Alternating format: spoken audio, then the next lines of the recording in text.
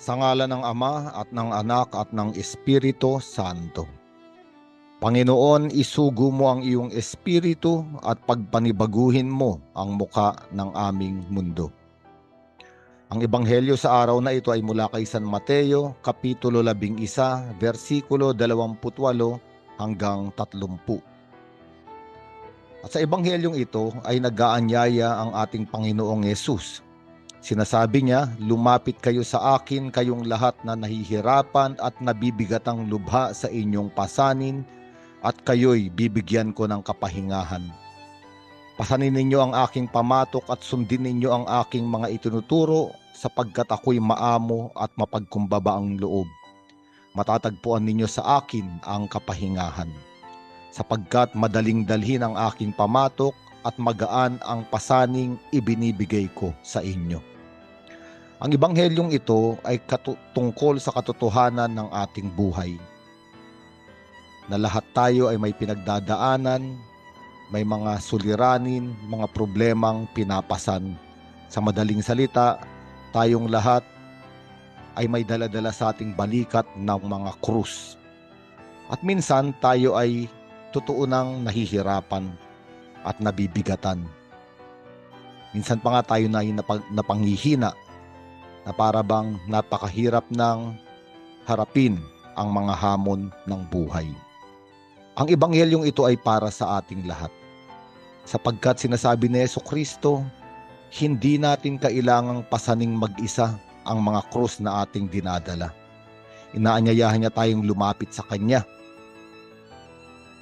upang bigyan ng kapahingahan. Anong ibig sabihin ni Jesucristo na maaari tayong magpahinga kahit na tayo ay may pinapasan? Sinabi ni Jesucristo sa ebanghelyong ito, pasanin ninyo ang aking pamatok. At ang pamatok sa bayang Israel ay isang mahalagang bagay, lalo na sa agrikultura. Ngunit sa bayang Israel ay hindi kadalasang ginagawa o minsan pa nga ay ipinagbabawal na isang hayop lamang ang gumagawa sa bukirin. Kaya nga palagi sa kasulatan, palaging merong magkasama, no? 2 baka, 2 asno, na nagbubuhat ng pamatok. Kaya nga ang disenyo ng mga pamatok sa bayang Israel ay palaging nakaakma sa 2 hayop. Ang ibig sabihin, hindi nagpapasa na mag-isa ang hayop ng pamatok. Palagi silang 2. Kaya nga, kung ito ang kultura ng mga Hudyo, ano ang mensahe ni Jesucristo sa atin?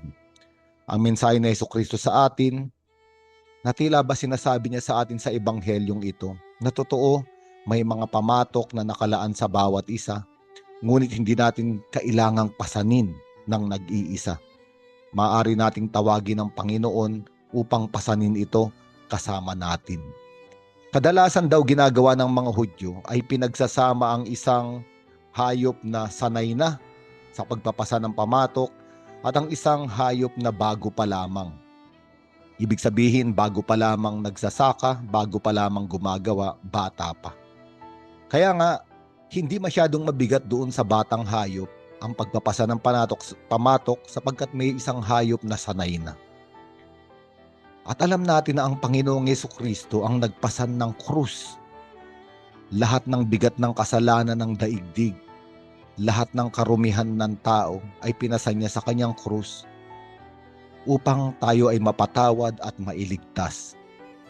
Ang ibig sabihin dito ng ating Panginoong Jesucristo, siya ang nakakaalam at siya ang sanay ng magdala ng pamatok. Sapagkat kung titignan natin ang ating buhay, ang totoo namang nagpapabigat sa atin ay hindi mga suliranin o mga problema. Ang totoong nagpapabigat sa atin ay kasalanan. Sapagkat ang taong nasa kasalanan ay taong nakahiwalay sa grasya at biyaya ng Diyos. Kaya nga kung hiwalay sa Diyos ang tao, para bang pinapasa niya ang mga suliranin at problema na nag-iisa. Ngunit kung ang Diyos ay naibalik ang relasyon niya sa tao o ang tao ay nagbalik loob sa Diyos dahil kay Jesucristo, isa lamang ang ibig sabihin nito. Kasama natin ang Diyos sa pamamagitan ni Jesucristo sa pagpapasan ng ating mga pamatok.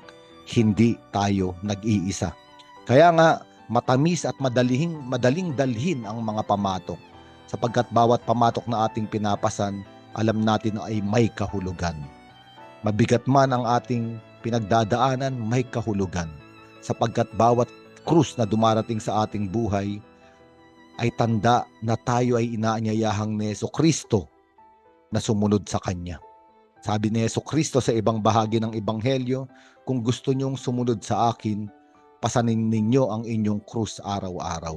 Ang ibig sabihin, nakakaisa natin si Jesucristo dahil sa mga pangyayari sa ating buhay, lalo pa nga yung mabibigat.